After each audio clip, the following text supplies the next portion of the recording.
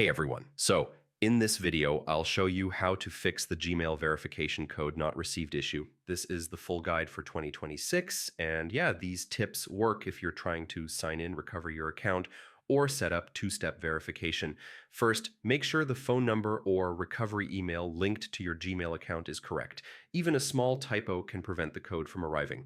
Next, check your internet connection or mobile signal. A weak connection can delay or block verification messages.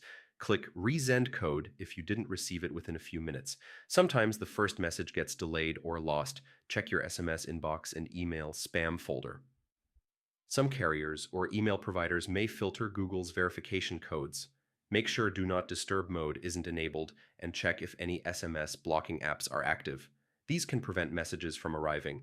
If the code still doesn't arrive, try signing in on a different device or browser. Sometimes device or browser settings can interfere with verification messages.